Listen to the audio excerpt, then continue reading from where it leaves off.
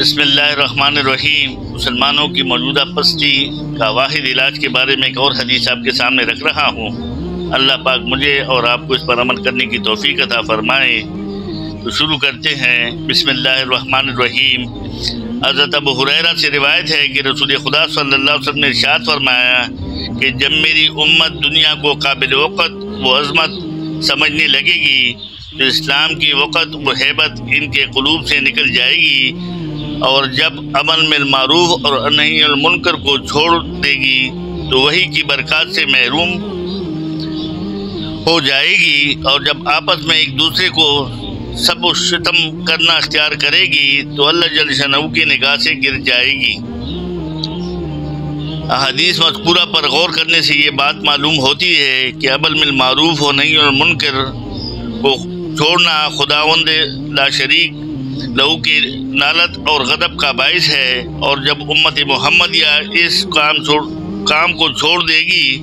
تو سخت مصائب و علام اور ذلت و خواری میں مبتلا کر دی جائے گی،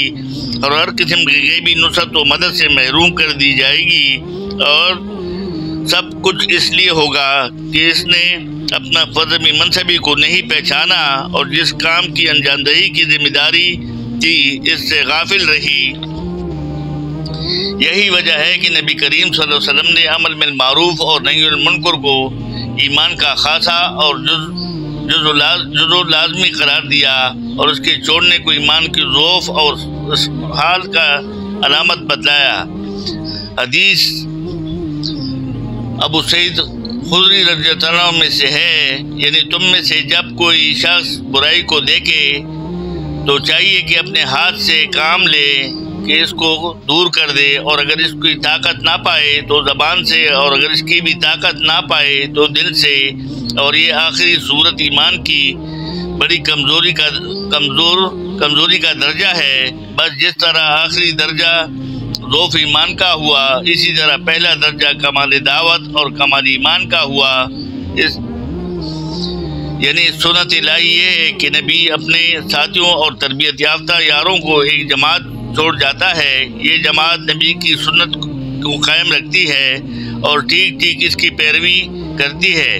یعنی شریعت الہیہ کو جس حال اور جس شکل میں نبی کریم صلی اللہ علیہ وسلم چھوڑ گیا اسی کو محفوظ کرتے اور اسی میں ذرا بھی فرق نہیں آنے دیتے۔ لیکن اس کے بعد شروفین کا دور آتا ہے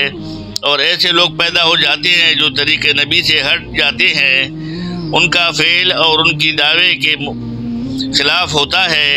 اور ان کے کام ایسے ہوتے ہیں جن کے لیے شریعت نے حکم نہیں دیا۔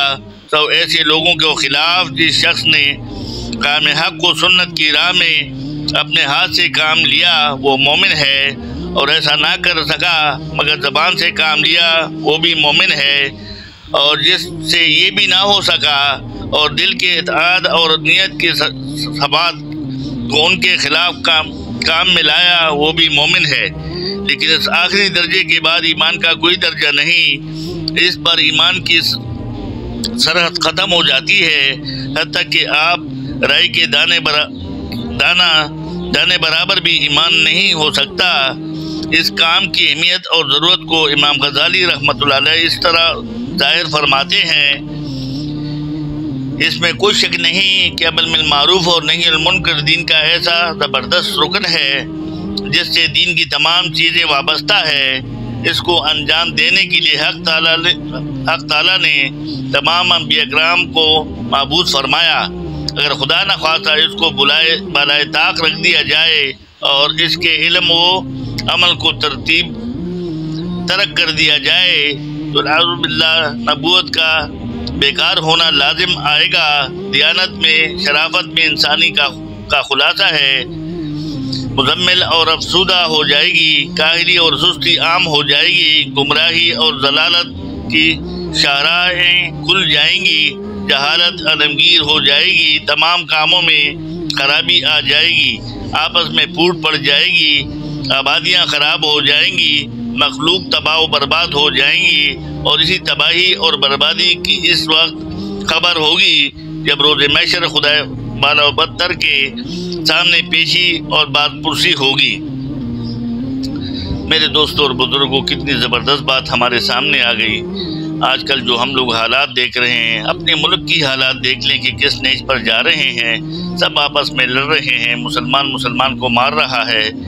اس کا کیا وجہ ہے؟ اس کی وجہ یہی ہے جو ہم نے پڑھا، تو بات ہمارے سامنے آئی کہ اللہ کے احکامات کو ہم نے چھوڑ دیا، نبی پاک صلی اللہ علیہ وسلم کے مبارک طریقوں کو ہم نے اپنانے سے انکار کر دیا اور ماڈرن طریقے اختیار کر لیے، غیروں کے طریقے اختیار کر لیے، جو ہماری تباہی کے باعث ہیں۔ نہ ہمارے گھروں میں برکت ہے، نہ ہماری دعاؤں میں برکت ہے، نہ ہماری رزق میں برکت ہے۔ ہر آدمی پریشان ہے، گھر میں 10 کمانے والے بھی پریشان ہے، گھر میں 4 کمانے والے بھی پریشان ہے۔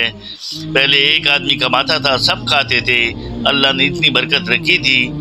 لیکن یہ بے برکتی کی وجہ یہ ہے کہ اللہ پاک کے احکامات ہم نے چھوڑ دیے، نبی پاک صلی اللہ علیہ وسلم کے مخالف طریقے ہمارے گھروں میں آ گئے، اور ہر نبی پاک صلی اللہ علیہ وسلم کی ہر سنت کو ہم نے چھوڑ دیا۔ شادی بیاہوں میں دیکھیں یا عام دنوں میں بھی دیکھیں تو کتنی نافرمانیاں کرتے ہیں صبح سے شام تک۔ تو اللہ پاک سے دعا ہے کہ اللہ پاک مجھے بھی اور آپ کو بھی اپنے حکم اور محمد صلی اللہ علیہ وسلم کے مبارک طریقوں پر چلنے کی توفیق عطا فرمائے، اور جتنا ہم سے ہو سکے خود بھی 5 وقت کی نماز پڑھے، لوگوں کو نیکی کی طرف بلائیں اور برائی سے روکیں، خود بھی نیک کام کریں اور برے کام سے رکیں۔ تو اللہ پاک مجھے اور آپ کو اس پر عمل کرنے کی توفیق عطا فرمائے۔ صدق اللہ مولانا العلی العظیم۔